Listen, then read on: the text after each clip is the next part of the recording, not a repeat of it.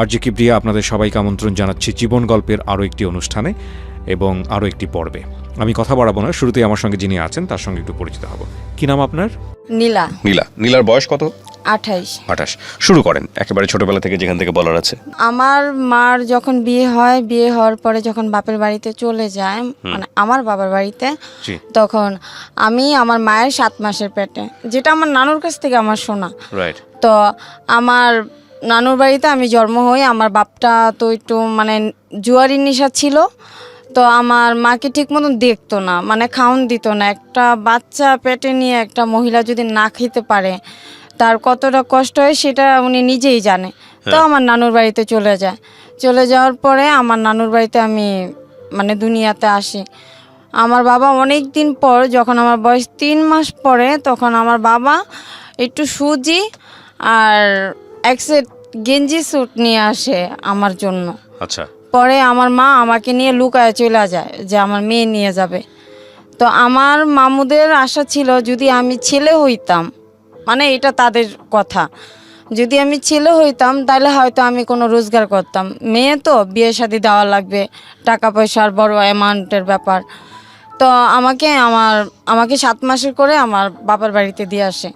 তখন আমার বাবা অন্য জায়গায় বিয়ে করে। ওই সৎ মার যে মা ছিলেন মানে আমার নানুই হয় হিসাবে। তো আমার নানুরা, ওই আমার দাদি, এরা সবাই মিললে মানে ভিক্ষা করতো আর কি, আমাকে নিয়ে ভিক্ষা করাতো। তো একসময় আমার খালার বাড়িতে মানে ভিক্ষা করতে করতে মানে আমার খালার বাড়িতে চলে যাই। আমার খালায় আমার দেখে কাইন্দা দেয় যে তোর এই অবস্থা কেন। পরে আমার খালা কারোর কাছে কিছু বলে না, মান সম্মানের ভয়। পরে এসে আমার খালা আমার ভাত খাওয়াইছে। ভাত টাত খাওয়ানোর পরে আমার খালা জিজ্ঞেস করছে যে এই ব্যাপারে তোর মা জানে? আমি কই না, মা জানে না, মা শুধু বাবার কাছেই দিয়ে দিচ্ছে। তারপরে আমার খালার কাছ থেকে নিয়ে গেছে। নিয়ে যাওয়ার পরে খালা বলছে যে ঠিক আছে, আমি তোর বাবার সাথে কথা বলবো। পরে বাবার সাথে মনে হয় না যে আর বলা হয়েছে। তো আবার আমি ঘুরা খালার কাছে চলে গেছি। আমার এই খালা আর আমার নানু খুব আদর করতো। তো আমার খালার কাছে যখন আমি চলে যাই, তখন আমার সৎমা কেমন একটা ব্যবহার করতো আমার সাথে, মানে ওনার মেয়েই না আমি, যতচ ওনার রক্তের না, ওনার পেটের না, তো আমাকে তো আর গ্রাহ্য করবে না। আর ওনাদের তো সন্তান আছে, আমার যে বোনগুলাই ওরা আছে। তো আমি ওদের সাথে খুব মিশুক হতাম, খুব মিশুক, কিন্তু আমাকে দেখতে পারতো না। কেমন একটা ব্যবহার করতো আমার সাথে। অসহায়ের মতন বসে থাকতাম, ছোট তো খুবই, অসহায়ের মতন বসে থাকতাম। মানে ঠিক মতন খাইতে পারতাম না, একটা জামা পরতে পারতাম না, মানুষের বাসার জামা কাপড় পরতাম। বাবা একবেলা রিক্সা চালালে আরেকবেলা ঠিক মতন কাম কাজে যাইতো না। জুয়ারির টেবের নেশা, উনি জুয়া খেলতে খেলতে, আমার বড় মা তখন বাচ্চা ছিল, বড় মা যে কিছু জায়গা ছিল, দাদুর যে জায়গা ছিল, ওইগুলা বিক্রি করে দিত একটু একটু করে। তো এমন করতে করতে আমি খালার বাড়িতে যখন চলে যাই, খালা আমাকে রেখে দেওয়ার পরে আমার খালা একজনের বাসায় কাজে দেয়। তো আমার তো ছোট মন, মানে পড়ালেখার দিকে অতটা ছিল না, কেউ গার্ডিয়ান করতো না। গার্ডিয়ানের যে মায়ের যে ভালোবাসা, একটা বাবার যে ভালোবাসা, ওই ভালোবাসাটা আমি পাইতাম না। ওইখান থেকে আমাকে মানুষের বাসায় কাজে দিয়ে দেয়। আমার খালা মানুষের বাসায় কাজে দিয়ে দেয়। তো ওইখান থেকে আমি মানে চলে আসি, ভালো লাগে না, চলে আসি, আবার বাবার বাড়িতে যাই। বাবার বাড়ির থেকে আমাকে দারোগার বাসায় কাজে দেয়। আমাদের যে এলাকার যে একটা দারোগা বলে, ওনার বাসায় কাজে দেয়। ওনার বাসার থেকে আমাকে সায়দাবাদ যে বাসায়, ওইখানে কাজে দেয়, ওনার মেয়ের বাসায়। তো আমি ছোটোকালে মিঠাই খুব পছন্দ আমার, ওই মিঠাই আমি খাইতে গেছিলাম। তো ওনার স্বামীর কাছে বিচার দিছে যে মেয়েটা মিঠাই খেয়েছে। তো ওনার স্বামী আমাকে খুব ধমকি দিছে, ভয় টয় দেখাইছে যে তুমি মিঠাই খাইছো কেন? আমি কি, আমার খেতে মন চাইছে, আমি খাইছি। তো আমার তো ওই মুহূর্তে আমার ওটা কাজ করে না যে আমার এটা খাওয়াটা ঠিক হবে না। আমি তো খুব ছোট, আমাকে কেউ ছিল না দেখার মতন। পরে এসে আমাকে বলে যে তুই বাসা থেকে বাইরে যাবি। আমি ছোট, আমি কোথায় যাব? ঢাকা শহর চিনি না, জানি না কোথায় যাবি। তো আমি এটা বুঝতে পারতাম না যে হয়তো উনি আমাকে মনের থেকে বলে নাই। তো আমাকে মরিচ আনতে দিছে, ওই জিনিসটাই আমার মাথায় কাজ করতেছে যে উনি তো আমাকে বাসা থেকে বাইরে যেতে বলছে, তাহলে আমি চলে যাই। তো কমলাপুর গিয়ে বৈশা রয়েছি। তো কমলাপুর গিয়ে বসে রয়েছি, আমার খুব ক্ষুধা লাগছে, কি খামো, মানুষের এখানে চায়া খাইতাছি, যে আমার একটু রুটি দেন। হ্যাঁ। তো একটু রুটির বদলে সে আমাকে বলছে যে চল আমার বাসায় যাবি। এই অপরিচিত লোক? হ্যাঁ। তো আমি বলছি যে কেন আপনার বাসায় যাব, চিনি না। কয় চল তোকে রুটি দিব, ভাত দিব, সাথে জামাও দিব, তুই কি ছিঁড়া একটা জামা পরে রইছিস। তখন বয়স কত আপনার? আমার বয়স তখন 8। পরে বাসায় যখন ডাকছে, তো আমি বলছি যে না আমি যাব না, মানে ওইটা আমার একটু মাথায় কাজ করতো যে ওনার সাথে আমার গেলে আমি জানি না কি হবে। তো উনি আমাকে খুব আদর করে, মানে ভালোবাসা দিয়ে আমাকে একটা কোক কিনা দিছে। কোকের মুখটা আবার উনিই খুলছে। তো উনি আমাকে যখন বাসায় নিয়ে গেছে, বাসায় নেওয়ার পরে আমাকে খাওয়াইছে, কোকটা খাওয়াইছে, কিন্তু কোকটা কিন্তু অচেতন একটা কোক ছিল। ও আচ্ছা। অচেতন একটা কোক ছিল। আমি ঘুমায় গেছি। হ্যাঁ। ঘুমায় গেছি। তারপরে আমার সাথে যেটা ঘটলো আর কি, ঘুম ভাঙার পরে আমি দেখি যে আমার জামাটা প্যান্ট আমার। আপনি কি তখন বাসায় ছিলেন? হ্যাঁ, ওই লোকটার বাসায়। তখন আমি মানে ওই মনের ভিতর একটা ভয় কাজ করলো, একটু বুঝি। হ্যাঁ। আমি বললাম যে আমার জামা, কিন্তু লোকটা ঘরে নাই। লোকটা ঘরে নাই? আচ্ছা। লোকটা ঘরে নাই, লোকটা গেট খুলে চলে গেছে। হ্যাঁ। সেটা কি তার বাসা ছিল না তার গেস্টের বাসা সেটা আমি জানি না, কিন্তু উনি আমাকে বাসায় নিল। হ্যাঁ। তো আমার স্যালার জামা টামা সবই, কিন্তু আমার আঙ্গুলের ছাপ বসে গেছিল, মানে খামচির দাগ। পরে এসে আমি কান্না করছি, কান্না করতে করতে ওইখান থেকে মানে চলে গেছি। চলে যাওয়ার পর আশেপাশে যে লোকগুলাই ছিল, যে বয়স্ক টাইপের লোক, তারা আমাকে বললো তুমি কান্না করো কেন। তা আমি তো আর বলতে পারতাছি না যে আমার সাথে এই কাজটা হয়েছে। হ্যাঁ। এই কাজটা হয়েছে। তারপরে আমি আর কোথায় যাব, ওই রাস্তায় ভবঘরের মতন, রাস্তায় ভবঘর জীবনটা আমার। হ্যাঁ। তো আমি রাস্তায় থাকি, রাস্তায় খাই, রাস্তায় ঘুমাই, সব কিছু এপ্রিদিন আমার রাস্তায়। তো যখনই ক্ষুধা লাগতো, কারো কাছে কিছু চাইলে ওই অফারটাই আমাকে করতো।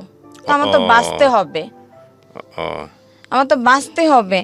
তো এক পুলিশ আমাকে বলছিল যে তুই অনেক ছোট, পুলিশটা অনেক ভালো ছিল, কয় তুই তো অনেক ছোট, রাস্তায় থাকিস, কোন ছেলে না কোন ছেলে তোকে নিয়ে যাবে, চল আমার বাসায়। সে আমাকে গাজীপুর নিয়ে যায়। গাজীপুর নেওয়ার পরে থানার থেকে উনি গাজীপুর নিয়ে যায়, মানে নাম টাম লিখে থানার থেকে গাজীপুর নিয়ে যায়।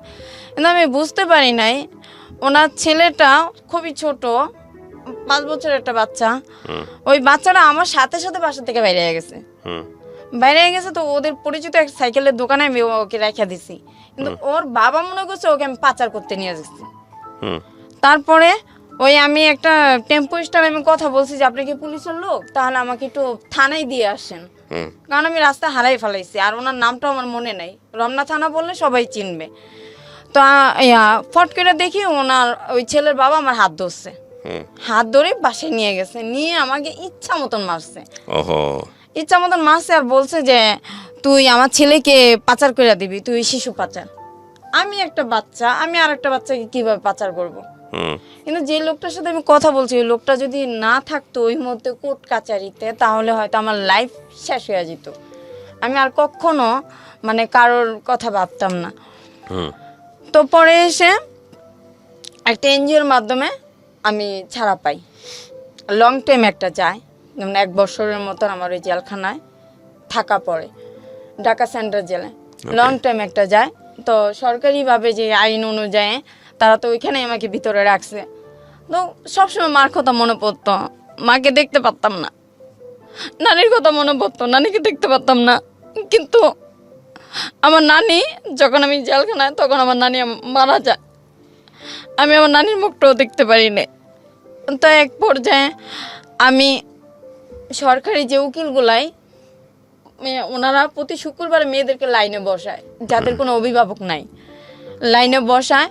তো আমি একটা উকিলের পায়ে ধরে কানলাম আর বললাম যে স্যার আপনি যদি আমাকে একটু সহযোগিতা করেন। তখন আমার বয়স 8 বছরের থেকে 9 বছরে পা দিচ্ছি আমি, যে যদি আমাকে একটু সহযোগিতা করেন, আমি শিশু বাচ্চা, আমি তো এসব করি নাই। তো বলছে যে ঠিক আছে, আমি তোমার জন্য আমি চেষ্টা করব, তার আগে তোমাদের গ্রামের ঠিকানা বলো। তা আমি এগুলা যখন বললাম, কিন্তু তখন আমাদের এখন যে গাজীপুর, তখন আমাদের জেলাটা ছিল ময়মনসিংহ তখনকার। তো ওনারা সব বিস্তারিত বার করে তখন আমার নানুর বাড়িতে একটা চিঠি যায়। আচ্ছা নানুর বাড়িতে যখন চিঠি যায় ওই চিঠিটার থেকে আমার মা পায়। আমার মাকে বললো যে আপনার মেয়ে তো অমুক জায়গায়। তখন বলল যে আমি তো কিছু করতে পারবো না, তার বাবার কাছে যান। তো আমার বাবা ওই শেষ এক নজর আমাকে দেখতে যায়, শেষ এক নজর আমাকে দেখতে যায়, আমাকে আর পরে আর দেখতে যায় না। তার মেয়ে আছে, সবাই আছে, আমাকে তার প্রয়োজন নেই। পরে এসে আমি অনেক কান্না করতেছি, ওইখানে ওই জেলখানায় কান্না করতেছি যে আমার লাইফটা কি এভাবে শেষ হয়ে যাবে, আমি কি আর কখনো বেরোতে পারবো না। আমি তো কোনো দোষ করিনি, আস্তে আস্তে আমার জ্ঞান বুদ্ধি বাড়তেছে। তারপরে হঠাৎ করে আমি শুনতে পাই যে আমার মানে আমি খালাস, মুক্তি। কে আচ্ছা। করলো তাও জানেন না? তাও জানি না। ওই যে সরকারি যে উকিল, সেই উকিল ওইখান থেকে বাইরের থেকে সব কাজ করতেছে, কিন্তু সে একবারই আমার সাথে দেখা করছে, আর কোনোদিন দেখা করে নাই। ওই যে বাবা ছাড়াইতে পারবে না, মা আসতে পারবে না, তাহলে আমি মেয়েটা যাব কোথায়? হঠাৎ করে ওই যে বললাম যে আমি একদিন মানে মুক্ত হাওয়ার মতন আমি বাইরে যেতেছি। আমার সাথে যে আরো ছোট ছোট মেয়েগুলাই আছে, ওই মেয়েগুলো আমাকে জড়াই ধরে কান্না করতেছে যে তুই যে চলে যাবি নীলা, তোর জন্য আমার খুব মায়া হয়। আমি কেউ যদি আল্লাহ যদি বাঁচায় রাখে তাহলে এমনও হতে পারে ঘুরতে ঘুরতে এইগুলো দাদা আবার দেখা হইতে পারে। তো পরে এসে আমি ক্ষুধার যন্ত্রণায় বাইরে বাইরে থাকি, ছিন্নমূল ক্লাবে থাকি। ছিন্নমূল ক্লাবে যখন থাকি তখন রমনা পার্কে এসে ফুল বিক্রি করতাম, পানি বিক্রি করতাম, কিন্তু ওই যে খারাপ যে কাজটা, ওই কাজটা যেতে চাইতাম না, কিন্তু বাধ্য হয়ে আমার যাওয়া লাগতো, খাইতে পারতাম না। তখন আপনাকে নিজে থেকে যেতে হতো? হ্যাঁ, তখন নিজের থেকে যেতে হতো, বাধ্য হয়ে যেতে হইতো। দেখা গেছে যে ফুল বিক্রি করতাম, ছেলেরা গায়ে হাত দিত, মানে ভালো লাগতো না, ছোঁয়াগুলোই ভালো লাগতো না, কেমন জানি লাগতো। তো আমার সাথে একটা ছেলে আমার সাথে প্রেম করতো, ওই রমনা পার্কে একটা ছেলে প্রেম করতো। ওই ছেলে আমাকে রাত্রে থাকার জন্য অফার করছে যে তুই আমার সাথে রাতে থেকে যাবি, তোকে আমি সকালে ভাত খাওয়াই দিব। একটা মেয়ে তো ভাতই চায়, থাকার জন্য তো আর কোনো কিছু চায় না, খাবারই তো চায়। তো আমার খুব ক্ষুধা লাগছে, আমি কই ঠিক আছে তাহলে তুই আমাকে রাতে ভাত খাওয়াবি, আমার খুব ক্ষুধা লাগছে। কয় হ্যাঁ তোকে খাওয়াবো, তুই আমার সাথে থাকবি? আমি কই ঠিক আছে আমি তোর সাথে থাকবো, কিন্তু তুই তোর সাথে যে আরো কয়েকটা পোলাপান আছে, বাজে পোলাপান, ওদেরকে বলিস না, তাহলে ওরা আমাকে মার দিবে, বলিস না। তো ওই রমনা পার্কের যে অপর সাইডে একটা নতুন করে সাত সিস্টেমের একটা বিল্ডিং হইতাছিল, ওইখানে এখন বর্তমানে ফুল টুল বিক্রি করে। ওই শিশু পার্কের যে মাঝামাঝি যে রোডটা, ওই সাইডে ফুল বিক্রি করে। ওই ছাদে ছোট্ট কইরা ছাউনির মতন বাঁশ দিয়ে মানে ঘর বানাইছে কোনো মতো। পরে এসে আমাকে ওইখানে নিয়ে গেছে। তো আমি তো জানি না যে কি হতে চলছে আমার সাথে। পরে এসে ওই ছেলে তো আমার সাথে তো, তার যে আরো যে মানে সাঙ্গগুলো আছে, যে বন্ধুরা আছে, তারা আমার সাথে আমারে শুধু শুধু লাঠি এনে ইচ্ছা মায়ের। তো পরে এসে আমি কই যে আমার মারলেন কেন? কয় তুই ওর সাথে আসছিস কেন? আমি কই ও তো আমাকে নিয়ে আসছে। কয় ওই আমারে পাঠাইছে। আমি কই ওর সাথে তো আমি কোনো খারাপ কিছু আচরণ করি নাই, আর তোমাদের সাথেও তো করি না, তো বিনা দোষে কেন আমার মারলা? আমি কি করছি? আমার একটা পার্ট দেখাও যে আমি এই কাজটা করছি, কিংবা তোমাদের সাথে খারাপ ব্যবহার করছি, কিংবা তোমাদের কোনো কিছু করছি, তার একটা ক্লু আমাকে দেখাও। দেখাতে পারতেছে না। মতলব ওর সাথে গেলি কেন? ওর সাথে শুইছিস কেন? আমি কি আমার পেটে খিদারে, আমারও তোরা বাদ দে, নাহলে একটা কাজ দে, মারিস না, হাতে ধরি পায়ে ধরি, কে শোনে কার কথা? মানুষের ভিতরে তো মানুষ থাকে না, নিষ্ঠুর। পরে এসে আমি অনেক কান্না করছি, মায়ের খেয়ে বইসা রইছি, দুই আঁটুতে হাতে অনেক ব্যথা করতেছে, ব্যথার ওষুধ কিনা দেওয়ার মতন কোনো মানুষ নাই। খোঁড়াইতে খোঁড়াইতে লোকেদের কাছে 2 টাকা 3 টাকা করে চাই যে ভাই আমারে 2টা টাকা দেবেন, আমি ওষুধ কিনবো। আমার ওষুধ কেনার টাকা নেই। কিন্তু কয়জন আছে ভালো, আর কিছুজন আছে খারাপ। সমাজের ভিতরে যে আমি আমি আমি যে বেঁচে আছি, এটাই সবচেয়ে বড় কথা। আমি টিএসসিতে গেছি, টিসি তো তখন অন্যরকম ছিল। টিসিতে গেছি ছাত্রছাত্রীদের কাছে টাকা চাইতেছে, তাদের ভিতরে একটা ছেলে হয়তো ভালো পড়ছে, আমার নিয়ে ডাক্তারখানায় নিয়ে দেখা ওষুধ কিনা দিছে, পেট ভরে ভাত খাওয়াইছে, নতুন জামা কিনা দিছে। কিন্তু সবাই তো আর সবার মতন হয় না। তারপরে রাত আসে কোথায় যাব, কোথায় ঘুমাবো? ঘুরতে ঘুরতে গুলিস্তান গিয়ে ঘুমাই। গুলিস্তানে আরও যে মেয়েরা আছে ওদের সাথে মিশা ঘুমাই। কিন্তু ওই যে বড় বড় যে ছেলেগুলাই, তারা তো উত্তপ্ত করে, জামা দইরা টান দেয়, ঘুমের ঘরে এইসব মানে দেয়। যদি না যাই মুখ চাইপা ওই স্টেডিয়ামের উপরে উঠায়, যে ইগুলাই থাকে যে কার্নিজের উপরে উঠায় জোর করে জবরদস্তি করে। আমি কই ভাই আমার ছাইরা দাও, আমার ভালো লাগে না, হয় ভালো একটা সুন্দর জীবন দাও, নইলে আমার ছাইরা দাও, ভালো লাগে না এইসব কাজ, ভালো লাগে না। কয় রাস্তায় ঘুমাসকে, বাড়িঘর নাই। আমি কি বাড়িঘর তো আমি চিনি না, আমি তো ঢাকা কাজে আসছিলাম, বাড়িঘর তো চিনি না, তখন কিন্তু বাড়িঘর চিনি না আমি।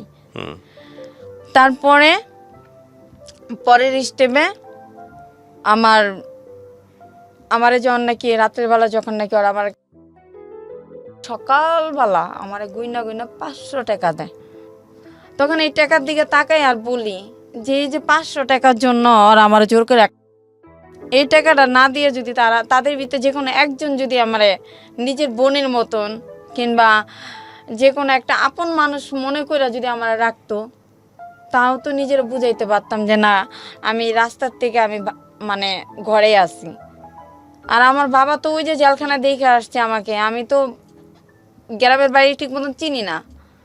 তারপরের ঘটনা এই যে আমাকে যে 500 টাকা দিল, 500 টাকা দেওয়ার পরে আমি বলি যে আমার মাকে খুব দেখতে ইচ্ছা করে, মাকে দেখতে যাব, দেখি বাস কোথায় পাই।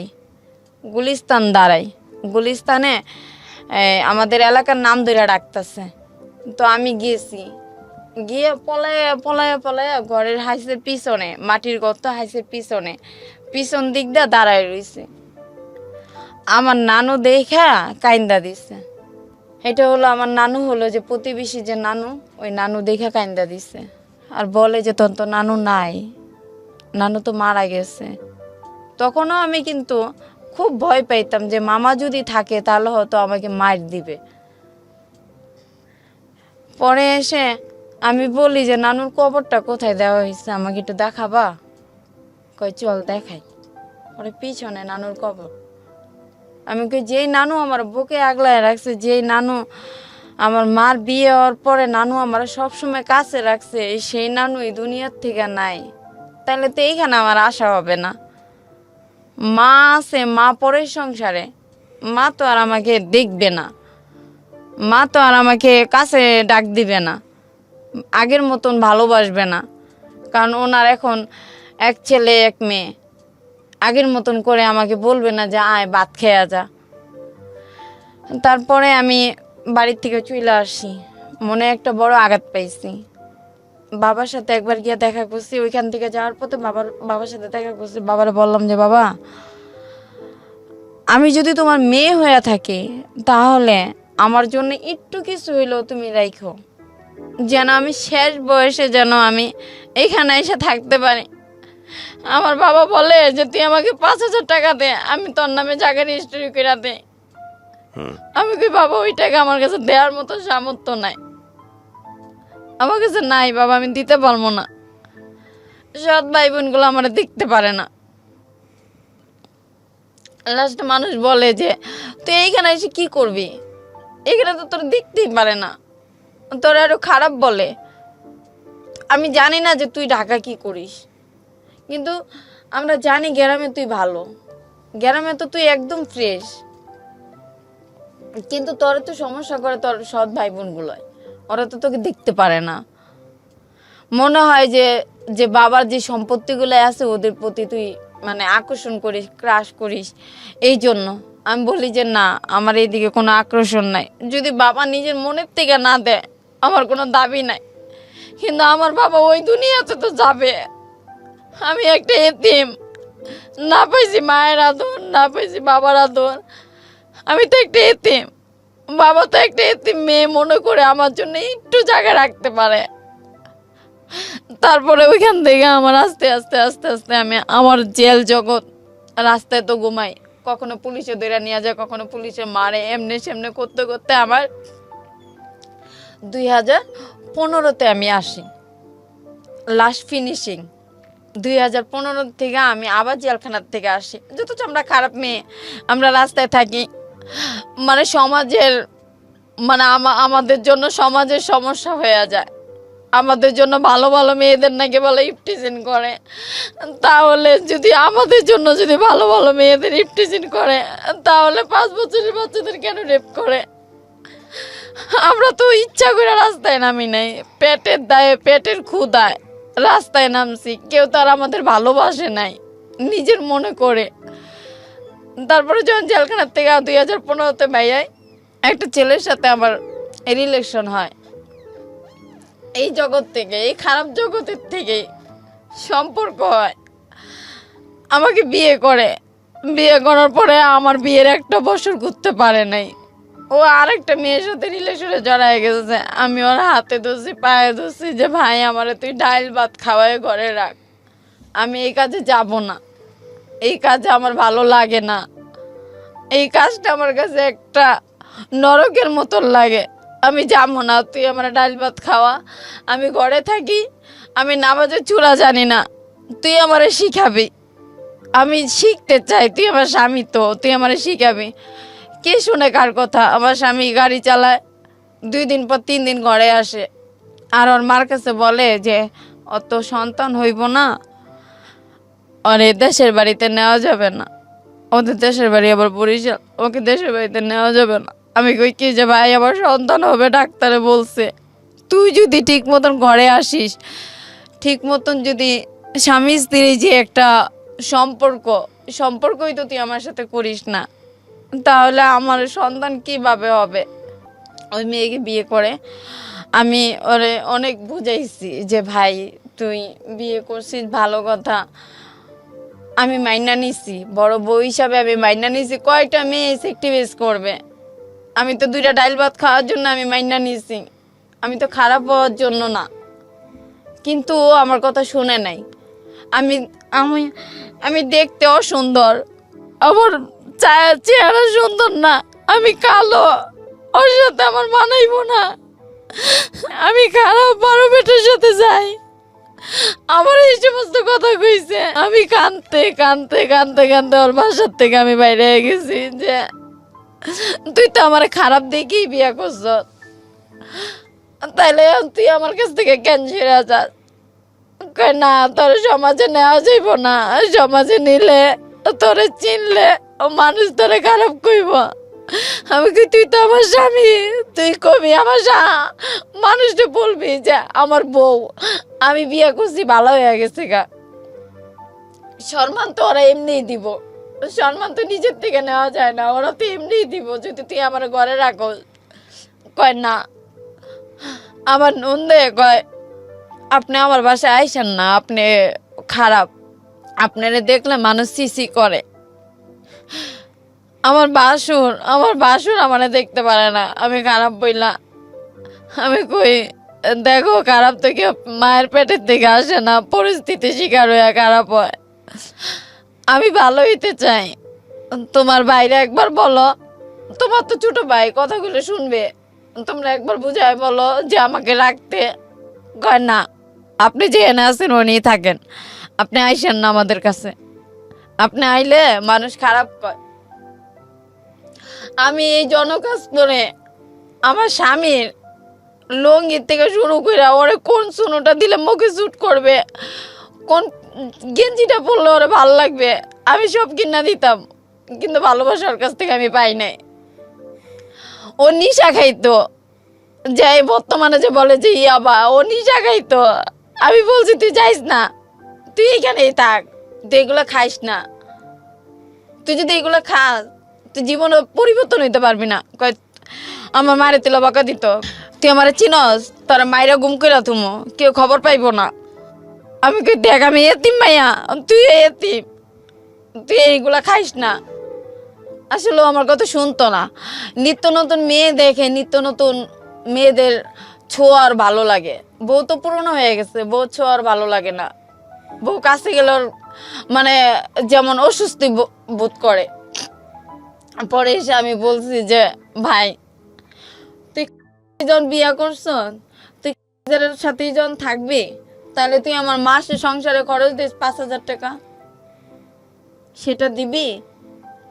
কই আমি টাকা পাবো কই?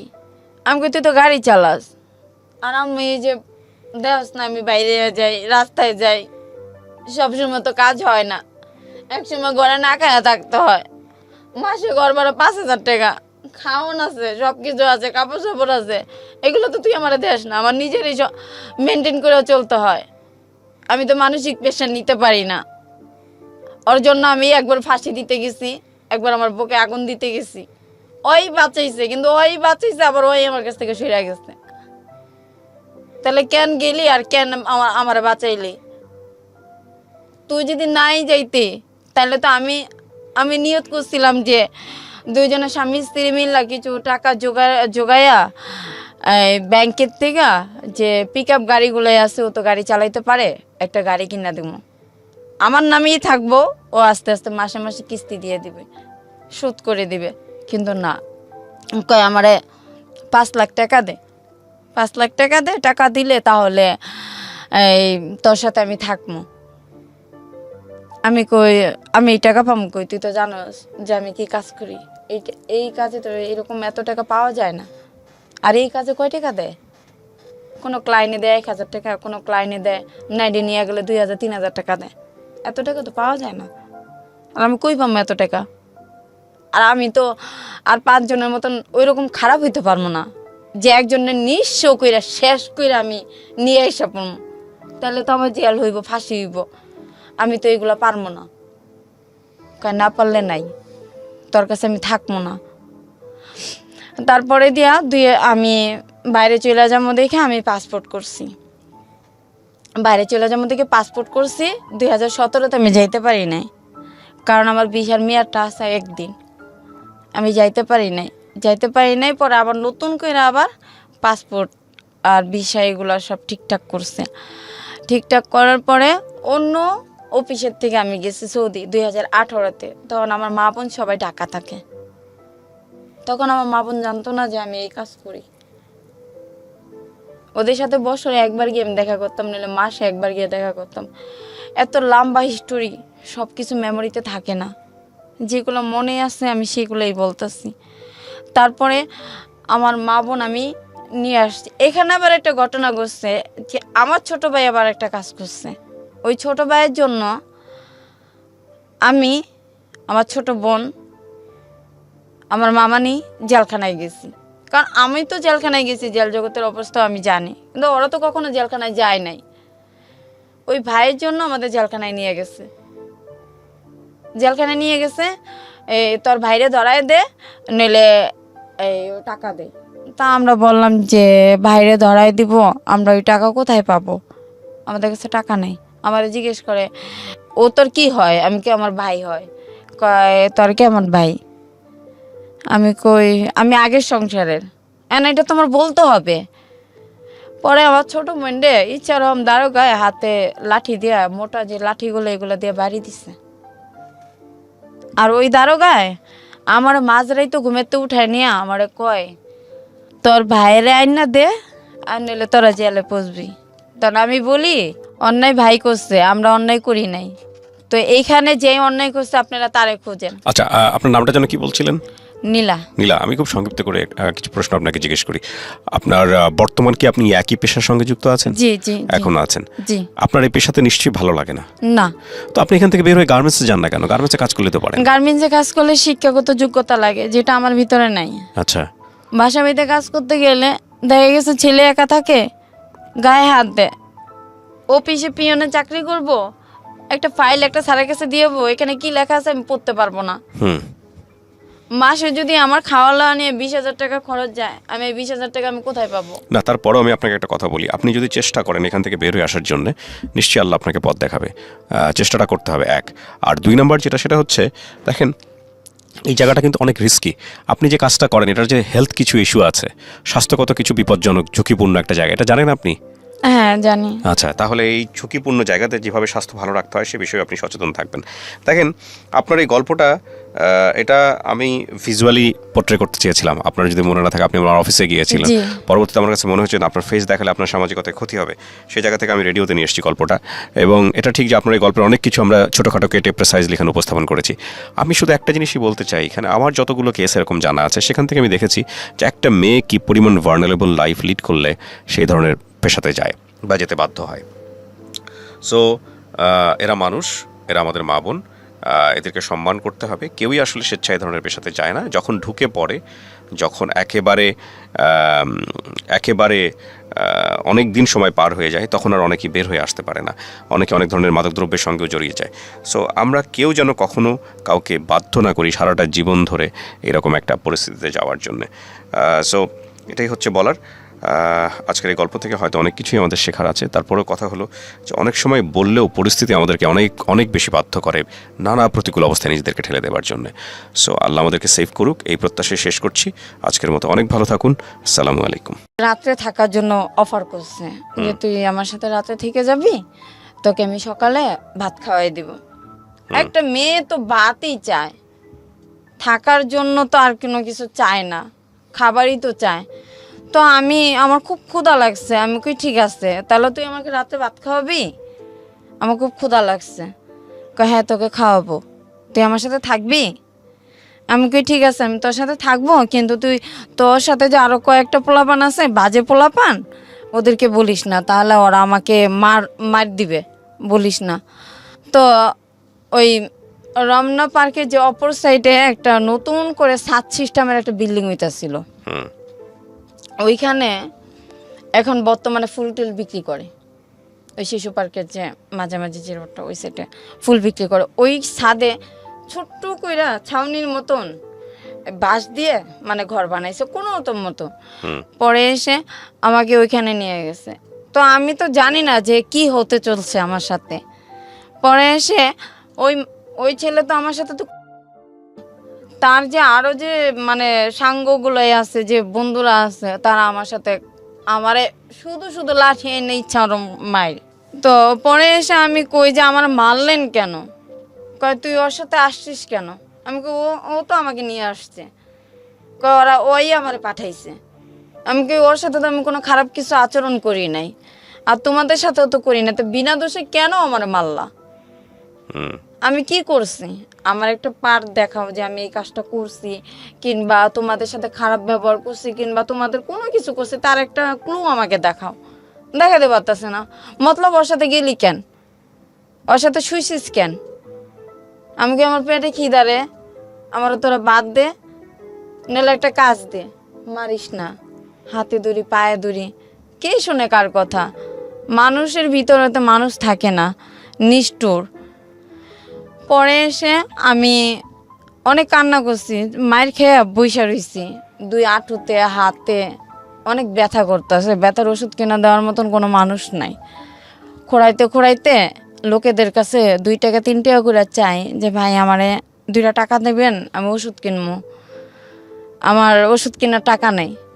কিন্তু কয়জন আছে ভালো, আর কিছুজন আছে খারাপ। সমাজের ভিতরে যে আমি যে বেঁচে আছি, এটাই সবচেয়ে বড় কথা। আমি টিসিতে গেছি, টিসি তো তখন অন্যরকম ছিল। টিসিতে গেছি, ছাত্রছাত্রীদের কাছে টাকা চাইতেছি, তাদের ভিতরে একটা ছেলে হয়তো ভালো পড়ছে, আমার নিয়ে ডাক্তারখানায় নিয়ে দেখে ওষুধ কিনা দিছে, পেট ভরে ভাত খাওয়াইছে, নতুন জামা কিনা দিছে। কিন্তু সবাই তো আর সবার মতন হয় না। তারপরে রাত আসে, কোথায় যাব, কোথায় ঘুমাবো? ঘুরতে গুলিস্তান গিয়ে ঘুমাই। গুলিস্তানে আরও যে মেয়েরা আছে ওদের সাথে মিশা ঘুমাই। কিন্তু ওই যে বড় যে ছেলেগুলাই, তারা তো উত্তপ্ত করে, জামা দইরা টান দেয়, ঘুমের ঘরে এইসব মানে দেয়। যদি না যাই, মুখ চাইপা ওই স্টেডিয়ামের উপরে উঠায়, যে ইগুলাই থাকে, যে কার্নিজের উপরে উঠায় জোর করে জবরদস্তি করে। আমি কই ভাই আমার ছাইরা দাও, আমার ভালো লাগে না, হয় ভালো একটা সুন্দর জীবন দাও, নইলে আমার ছাইরা দাও, ভালো লাগে না, এইসব কাজ ভালো লাগে না। কই রাস্তায় ঘুমাসকে, বাড়িঘর নাই, আমি কি বাড়িঘর তো আমি চিনি না, আমি তো ঢাকা কাজে আসছিলাম, বাড়িঘর তো চিনি না, তখন কিন্তু বাড়িঘর চিনি না আমি। হুম। তারপরে পরের স্টেপে আমারে যখন নাকি রাত্রের বেলা যখন নাকি ওরা আমার সকালবেলা আমার গুইনা গুইনা 500 টাকা দেয়, তখন এই টাকার দিকে তাকাই আর বলি যে এই যে 500 টাকার জন্য ওরা আমার জোর করে এই টাকাটা না দিয়ে যদি তাদের ভিতরে যে কোনো একজন যদি আমারে নিজের বোনের মতন কিংবা যে কোনো একটা আপন মানুষ মনে করে যদি আমার রাখতো, তাও তো নিজের বুঝাইতে পারতাম যে না আমি রাস্তার থেকে আমি মানে ঘরে আসি। আর আমার বাবা তো ওই যে জেলখানা দেখে আসছে আমাকে, আমি তো গ্রামের বাড়ি ঠিক মতন চিনি না। তারপরের ঘটনা এই যে আমাকে যে 500 টাকা দিল, 500 টাকা দেওয়ার পরে আমি বলি যে আমার মাকে খুব দেখতে ইচ্ছা করে, মাকে দেখতে যাব, দেখি বাস কোথায় পাই। গুলিস্তান দাঁড়াই, গুলিস্তানে আমাদের এলাকার নাম ধরে ডাকতেছে। তো আমি গিয়েছি, গিয়ে পলায় পলায় পলায় ঘরের হাইসের পিছনে, মাটির গর্ত হাইসের পিছনে পিছন দিক দিয়ে দাঁড়ায় রয়েছে। আমার নানু দেখা কাইন্দা দিছে। এটা হলো আমার নানু, হলো যে প্রতিবেশী যে নানু, ওই নানু দেখা কাইন্দা দিছে আর বলে যে তোর তো নানু নাই, নানু তো মারা গেছে।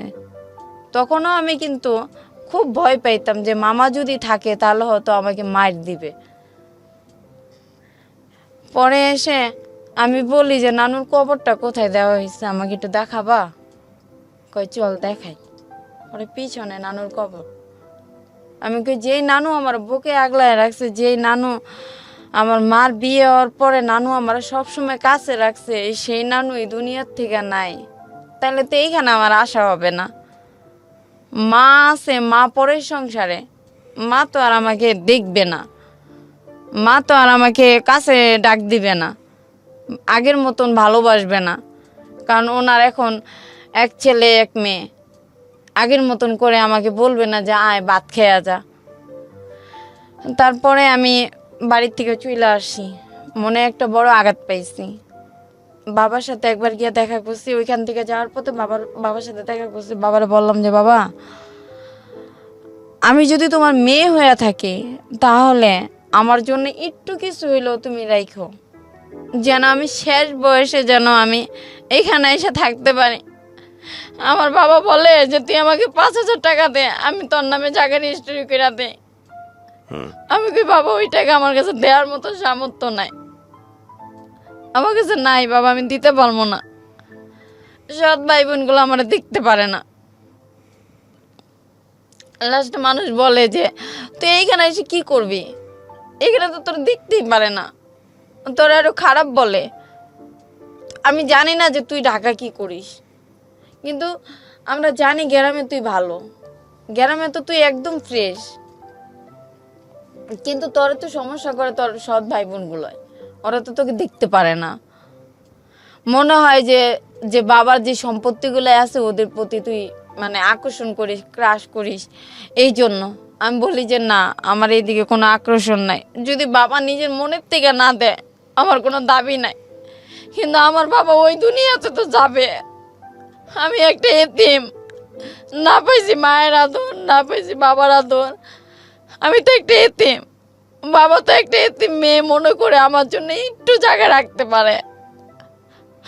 তারপরে ওইখান থেকে আমার আস্তে আস্তে আস্তে আস্তে আমি আমার জেল জগৎ, রাস্তায় তো ঘুমাই, কখনো পুলিশে ধরে নিয়ে যায়, কখনো পুলিশে মারে, এমনি সেমনি করতে করতে আমার 2015-তে আমি আসি লাস্ট ফিনিশিং।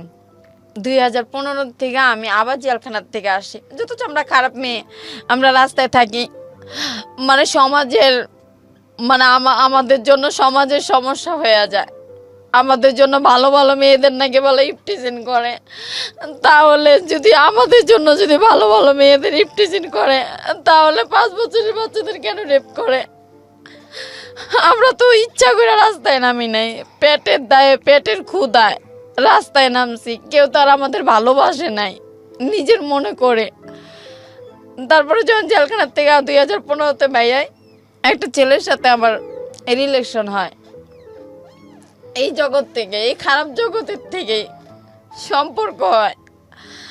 আমাকে বিয়ে করে, বিয়ে করার পরে আমার বিয়ের 1 বছর ঘুরতে পারে নাই, ও আরেকটা মেয়ের সাথে রিলেশনে জড়ায় গেছে। আমি ওর হাতে ধরছি, পায়ে ধরছি যে ভাই আমারে তুই ডাল ভাত খাওয়ায় ঘরে রাখ, আমি এই কাজে যাব না, এই কাজে আমার ভালো লাগে না, এই কাজটা আমার কাছে একটা নরকের মতন লাগে, আমি যাবো না, তুই আমার ডাল ভাত খাওয়া, আমি ঘরে থাকি, আমি নামাজের চূড়া জানি না, তুই আমারে শিখাবি, আমি শিখতে চাই, তুই আমার স্বামী, তো তুই আমারে শিখাবি। কে শুনে কার কথা? আমার স্বামী গাড়ি চালায়, 2 দিন পর 3 দিন ঘরে আসে, আর ওর মার কাছে বলে যে অত সন্তান হইব না, আর এ দেশের বাড়িতে নেওয়া যাবে না, ওদের দেশের বাড়ি আবার বরিশাল, ওকে দেশের বাড়িতে নেওয়া যাবে না। আমি কই কি যে ভাই আমার সন্তান হবে, ডাক্তারে বলছে, তুই যদি ঠিক মতন ঘরে আসিস, ঠিক মতন যদি স্বামী স্ত্রী যে একটা সম্পর্কই তো তুই আমার সাথে করিস না, তাহলে আমার সন্তান কিভাবে হবে? ওই মেয়েকে বিয়ে করে আমি ওরে অনেক বুঝাইছি যে ভাই তুই বিয়ে করছিস ভালো কথা, আমি মাইনা নিছি, বড় বউ হিসাবে আমি মাইনা নিছি, কয়টা মেয়ে সেক্টিভেস করবে? আমি তো 2টা ডাল ভাত খাওয়ার জন্য আমি মাইনা নিছি, আমি তো খারাপ হওয়ার জন্য না। কিন্তু ও আমার কথা শুনে নাই। আমি আমি আমি দেখতেও সুন্দর, আমার চেহারা সুন্দর না, আমি কালো, ওর সাথে আমার মানাইব না, আমি খারাপ, বড় বেটার সাথে যাই, আমার এই সমস্ত কথা কইছে। আমি কাঁদতে কাঁদতে কাঁদতে কাঁদতে ওর বাসার থেকে আমি বাইরে হয়ে গেছি যে তুই তো আমার খারাপ দেখেই বিয়ে করছ, তাইলে তুই আমার কাছ থেকে কেন ছেড়ে যাস? কয় না, তোর সমাজে নেওয়া যাইব না, সমাজে নিলে তোরে চিনলে ও মানুষ তোরে খারাপ কইব। আমি কই তুই তো আমার স্বামী, তুই কবি আমার মানুষটা বলবি যে আমার বউ, আমি বিয়ে করছি ভালো হয়ে গেছে গা। সম্মান তো ওরা এমনিই দিব, সম্মান তো নিজের থেকে নেওয়া যায় না, ওরা তো এমনিই দিব যদি তুই আমার ঘরে রাখো। কয় না, আমার নন্দে কয় আপনি আমার বাসায় আইসেন না, আপনি খারাপ, আপনারে দেখলে মানুষ সিসি করে। আমার বাসুর আমারে দেখতে পারে না, আমি খারাপ বইলা। আমি কই দেখো, খারাপ তো কেউ মায়ের পেটের থেকে আসে না, পরিস্থিতি শিকার হয়ে খারাপ হয়। আমি ভালো হইতে চাই, তোমার বাইরে একবার বলো, তোমার তো ছোট ভাই কথাগুলো শুনবে, তোমরা একবার বুঝায় বলো যে আমাকে রাখতে। কয় না, আপনি যে এনে আছেন উনি থাকেন, আপনি আইসেন না আমাদের কাছে, আপনি আইলে মানুষ খারাপ কয়। আমি এই জনকাজ করে আমার স্বামীর লঙ্গির থেকে শুরু করে ওরে কোন সুনোটা দিলে মুখে শুট করবে, কোন গেঞ্জিটা পরলে ওরে ভালো লাগবে, আমি সব কিনা দিতাম, কিন্তু ভালোবাসার কাছ থেকে আমি পাই নাই। ও নিশা খাইতো, যে বর্তমানে যে বলে যে ইয়াবা, ও নিশা খাইতো। আমি বলছি তুই যাইস না, তুই এখানেই থাক, তুই এগুলো খাইস না, তুই যদি এগুলো খাস তুই জীবনে পরিবর্তন হইতে পারবি না। কয় আমার মারে তেল বাঁকা দিত, তুই আমার চিনস, তোর মায়েরা গুম করে তুমো, কেউ খবর পাইব না। আমি কই দেখ আমি এতিম মাইয়া, তুই এতিম, তুই এইগুলা খাইস না। আসলে আমার কথা শুনতো না। নিত্য নতুন মেয়ে দেখে, নিত্য নতুন মেয়েদের ছোঁয়ার ভালো লাগে। বউ তো পুরনো হয়ে গেছে, বউ ছোঁয়ার ভালো লাগে না। বউ কাছে গেলে মানে যেমন অস্বস্তি বোধ করে। পরে এসে আমি বলছি যে ভাই তুই যখন বিয়া করছ, তুই সাথেই যখন থাকবি, তাহলে তুই আমার মাসে সংসারে খরচ দিস 5,000 টাকা, সেটা দিবি? কই আমি টাকা পামু কই? আমি কই তুই তো গাড়ি চালাস, আর আমি এই যে দেখ না আমি বাইরে যাই, রাস্তায় যাই, সবসময় তো কাজ হয় না, একসময় ঘরে না খায়া থাকতে হয়। মাসে ঘর ভাড়া 5,000 টাকা, খাওয়ান আছে, সব কিছু আছে, কাপড় চাপড় আছে, এগুলো তো তুই আমার দেশ না, আমার নিজেরই মেনটেন করে চলতে হয়। আমি তো মানসিক প্রেশার নিতে পারি না। ওর জন্য আমি একবার ফাঁসি দিতে গেছি, একবার আমার বুকে আগুন দিতে গেছি। ওই বাঁচাইছে, কিন্তু ওই বাঁচাইছে আবার ওই আমার কাছ থেকে সরে গেছে। তাহলে কেন গেলি আর কেন আমার বাঁচাইলি? তুই যদি নাই যাইতে, তাহলে তো আমি আমি নিয়ত করছিলাম যে দুইজনে স্বামী স্ত্রী মিল্লা কিছু টাকা জোগায়া ব্যাংকের থেকে যে পিক আপ গাড়িগুলো আছে ও তো গাড়ি চালাইতে পারে, একটা গাড়ি কিনা দেবো, আমার নামেই থাকবো, ও আস্তে আস্তে মাসে মাসে কিস্তি দিয়ে দিবে, শোধ করে দিবে। কিন্তু না, কয় আমারে 5 লাখ টাকা দে, 5 লাখ টাকা দে, টাকা দিলে তাহলে এই তোর সাথে আমি থাকবো। আমি কই আমি এই টাকা পাবো কই, তুই তো জানোস যে আমি কি কাজ করি, এই কাজে তো এরকম এত টাকা পাওয়া যায় না। আর এই কাজে কয় টাকা দেয়? কোনো ক্লায়েন্টে দেয় 1000 টাকা, কোনো ক্লায়েন্টে দেয় নাইডে নিয়ে গেলে 2000 3000 টাকা দেয়, এত টাকা তো পাওয়া যায় না। আর আমি কই পাবো এত টাকা? আর আমি তো আর 5 জনের মতন ওই রকম খারাপ হইতে পারবো না যে একজনের নিঃস্ব কইরা শেষ কইরা আমি নিয়ে এসে পড়বো, তাহলে তো আমার জেল হইব, ফাঁসি হইব। আমি তো এগুলো পারবো না, না পারলে নাই, তোর কাছে আমি থাকবো না। তারপরে দিয়া আমি বাইরে চলে যাবো দেখে আমি পাসপোর্ট করছি, বাইরে চলে যাবো দেখে পাসপোর্ট করছি। 2017-তে আমি যাইতে পারি নাই, কারণ আমার ভিসার মেয়াদটা আছে একদিন, আমি যাইতে পারি নাই। পরে আবার নতুন করে আবার পাসপোর্ট আর ভিসা এগুলো সব ঠিকঠাক করছে। ঠিকঠাক করার পরে অন্য অফিসের থেকে আমি গেছি সৌদি 2018-তে। তখন আমার মা বোন সবাই ঢাকা থাকে, তখন আমার মা বোন জানতো না যে আমি এই কাজ করি। ওদের সাথে বছরে একবার গিয়ে আমি দেখা করতাম, নাহলে মাসে একবার গিয়ে দেখা করতাম। এত লম্বা হিস্টোরি, সব কিছু মেমোরিতে থাকে না, যেগুলো মনে আছে আমি সেগুলোই বলতেছি। তারপরে আমার মা বোন আমি নিয়ে আসছি। এখানে আবার একটা ঘটনা ঘটছে যে আমার ছোট ভাই আবার একটা কাজ করছে। ওই ছোট ভাইয়ের জন্য আমি, আমার ছোট বোন, আমার মামানি জেলখানায় গেছি। কারণ আমি তো জেলখানায় গেছি, জেল জগতের অবস্থা আমি জানি, কিন্তু ওরা তো কখনো জেলখানায় যায় নাই। ওই ভাইয়ের জন্য আমাদের জেলখানায় নিয়ে গেছে, জেলখানায় নিয়ে গেছে। তোর ভাইরে ধরায় দে, নইলে টাকা দে।